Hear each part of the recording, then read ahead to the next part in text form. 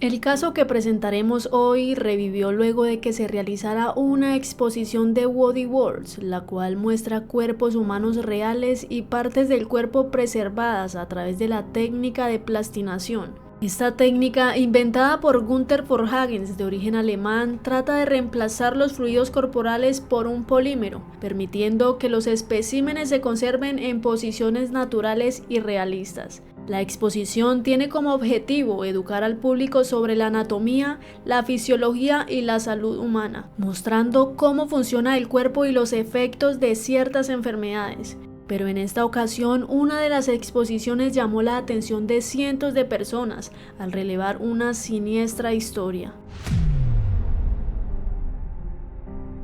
En esta ocasión presentaron una mujer con un bebé en su vientre pocos días antes de dar a luz. La edición de ese año fue expuesta en televisión y las noticias revivieron la teoría del caso de Zhang Weiji, una mujer periodista de China que desapareció en 1998 luego de que revelara que mantenía una relación y que esperaba un bebé de un político muy influyente del país en ese tiempo. Hoy te enseñaremos todos los detalles de esta historia, la historia real de Zhang Weiji. Te invito a que te suscribas y actives las notificaciones para que podamos seguir creando historias como estas. Bienvenidos a un caso más en Testigo Anónimo.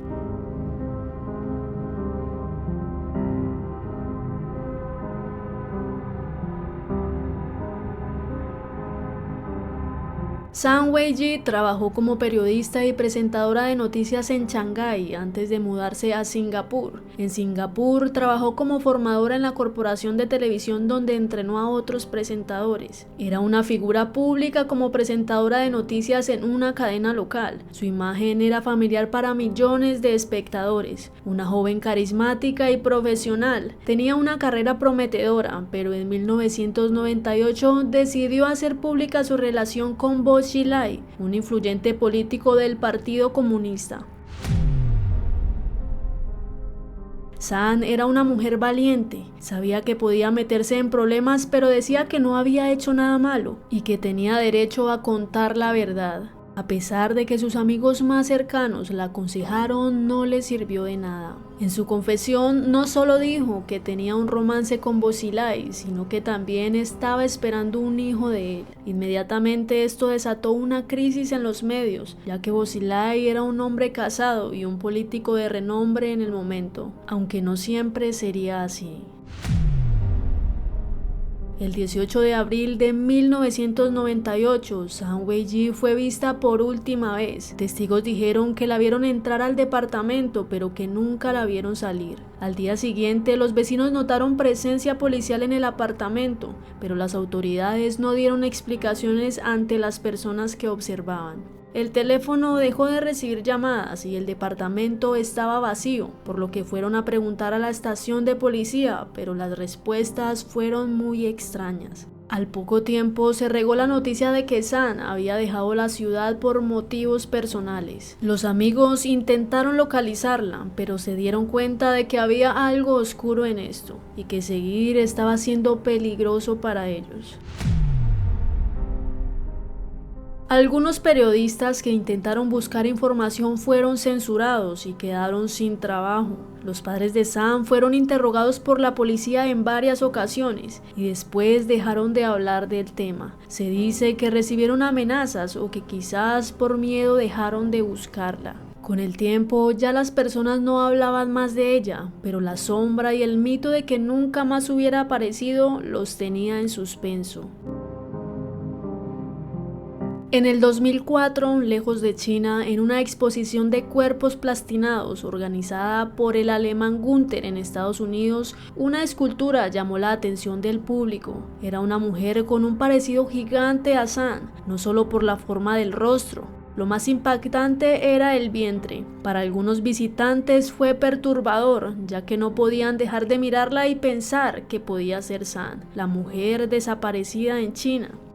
Las dudas fueron aumentando cuando se supo que los cuerpos que había en esa edición habían sido donadas por las autoridades chinas. Lo peor de todo era que presuntamente algunos de ellos habían sido prisioneros ejecutados sin consentimiento. Todo esto puso en la mira a los organizadores de la exhibición, lo que ocasionó que se empezara a cuestionar el origen de los cuerpos por diferentes grupos y organizaciones que empezaron a exigir una investigación. La figura de la mujer embarazada fue retirada del museo a causa del problema mediático en el que se estaban metiendo, y el misterio volvió a surgir. ¿Sería esta en realidad Zhang Weiji? El nombre de Zhang estaba rondando en los círculos de investigadores independientes. Los detectives, que fueron pocos, no dejaron de indagar y quisieron ir más profundo. Ellos tenían en la mira a la exposición de cuerpos, ya que se había presentado un caso donde encontraron a una mujer en embarazo congelada en Osaka, pero finalmente se determinó por medio de pruebas que no era Zhang, sino que era otra mujer desaparecida casi en las mismas condiciones, pero esta fue abandonada en un almacén. La única opción para esclarecer los casos estaba en la exposición de Gunther. Pensaban que allí estaba la respuesta, por lo que fueron a los archivos donde China le entregó una cantidad considerable de cuerpos en el 2004. Pero los cuerpos ya no estaban. Habían sido retirados en medio del escándalo, y esto dejaba más claro para los investigadores que podían haber sido obtenidos de manera ilegal. Empezaron a surgir más preguntas. ¿Había en China una organización para trata de personas o se trataba de embarazos silenciados? Uno de los detectives viajó a Alemania para consultar los registros de los cuerpos plastinados y descubrió un documento inquietante. Un acta donde se detallaba el proceso de plastinación de una mujer en embarazo, con características que coincidían con Zhang, pero el acta no tenía nombre, solo una fecha aproximada de ingreso al laboratorio en el año 1998, justo el año en el que Zhang desapareció, y lo peor era de nacionalidad china, igual que Zhang Weiji.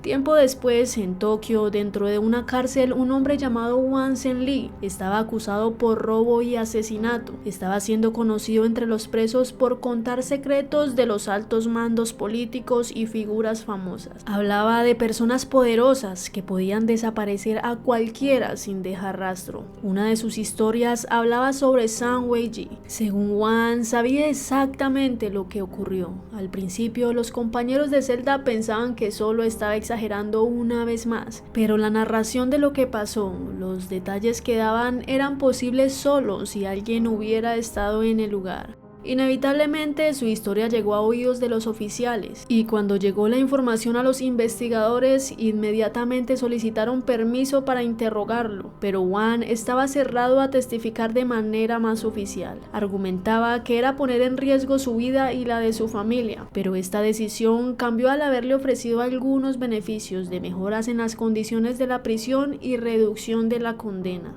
Finalmente organizaron y lo que confesó los dejó helados. Les dijo que no conocía a Zhang, pero que su mejor amigo sí. Su nombre era Liu Boaqian y él había sido el encargado de desaparecerla en compañía de otros. Fue contratado por una organización dentro del Partido Comunista Chino, la misma que se encargaba de limpiar los desastres de los políticos importantes y poderosos. Dijo que el hombre que había dado la orden fue Bo Xilai, el político comunista, ya que Zhang había cometido un error fatal por haber hablado demasiado al comentar de su embarazo, ya que su carrera política había sido puesta en riesgo y no podía permitirse ni un error. Entonces solicitó a la organización que se encargara del problemita este.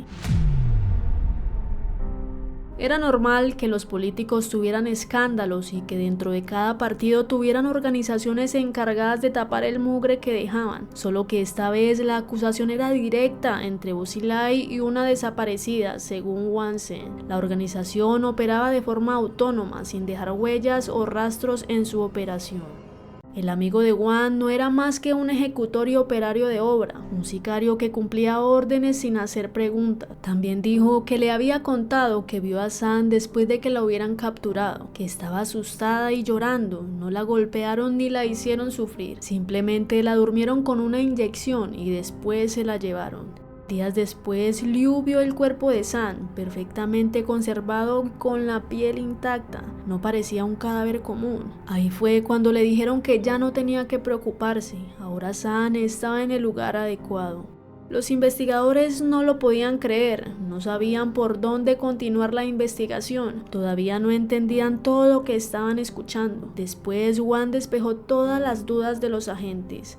Años después del asesinato, Liu se encontró con Wang en China. Fue un reencuentro como de viejos amigos. Empezaron a tomar licor y a tardes horas de la noche, Wang le preguntó si se había arrepentido de lo que había hecho con San y se quedó en silencio por un momento para luego sonreír. Dijo, no hay nada de qué arrepentirse, ahora es famosa, todo el mundo la ha visto. Wang no entendía a lo que se refería, por lo que le pidió que le explicara. Liu rió nuevamente y le dijo que estaba en una exposición, viajando por todo el mundo. Podía ser cierto que San no solo había sido asesinada, sino que su cuerpo fue plastinado sin su consentimiento y exhibido en diferentes partes del mundo. Siempre estuvo a la vista de todos, nunca estuvo dentro de un congelador.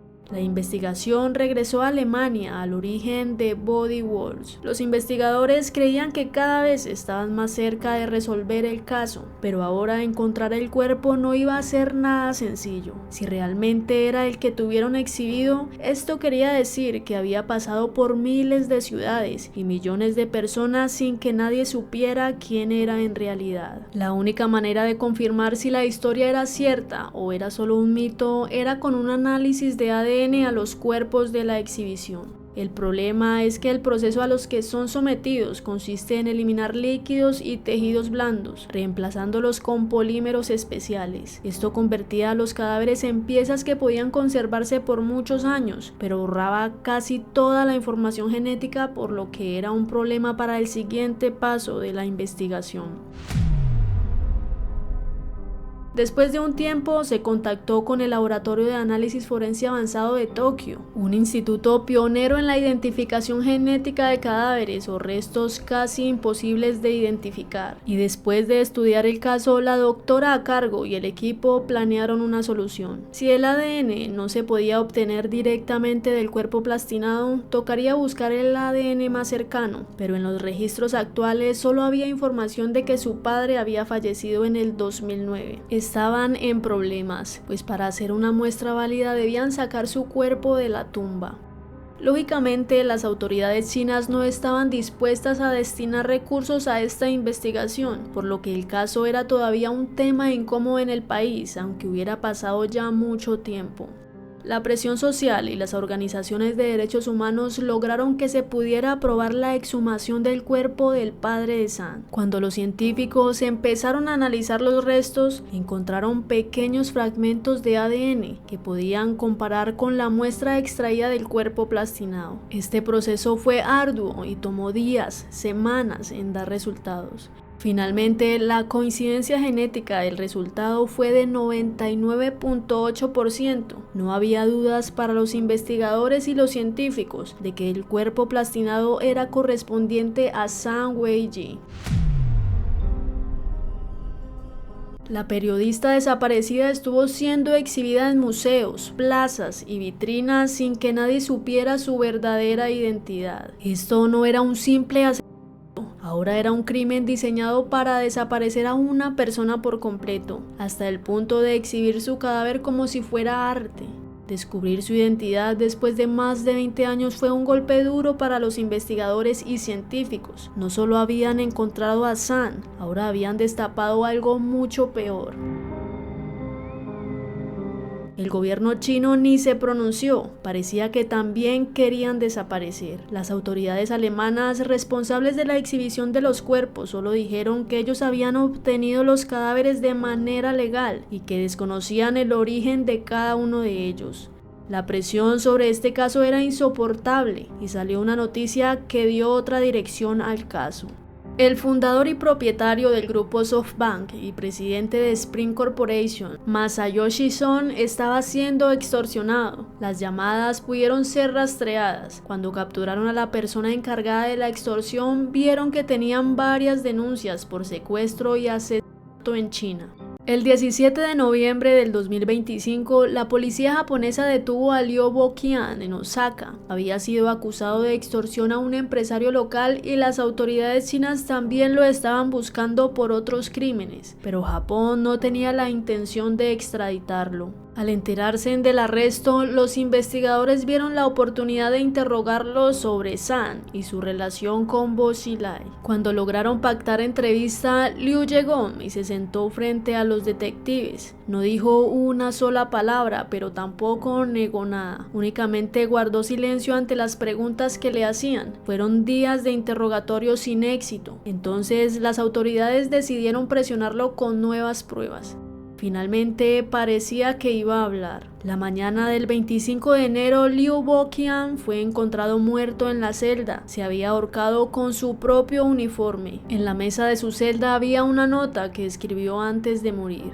No puedo hablar, no importa que esté en Japón, mi familia sigue en China. Si hablo, ellos pagarán las consecuencias. El rumbo de la investigación cada vez era más oscuro. Este mensaje indicaba que una cabeza poderosa estaba protegiendo la verdad del crimen de San. A estas alturas, las pruebas que había arrojado la investigación era contundente. El testimonio en la cárcel de Liu, las pruebas de ADN en el laboratorio y las conexiones con Bo Xilai, no había duda.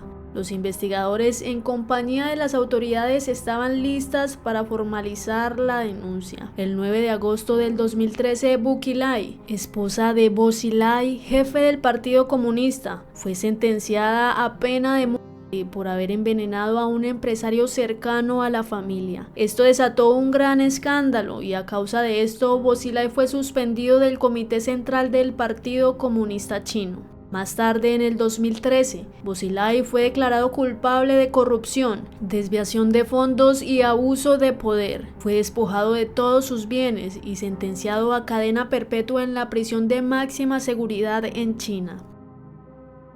Con esta noticia se cerró el capítulo político con Bo Xilai antes de que hubiera sido descubierto, y con esto cualquier posibilidad de enjuiciamiento por el caso de Zhang Weiji. La ley china prohíbe una doble condena. Si una persona ha sido sentenciada por algún crimen, no podrá ser juzgada nuevamente por otro, sin importar la gravedad de los cargos o crímenes que pueda tener en su contra. Bo Xilai había empezado a pagar una condena, pero no era por la desaparición o muerte.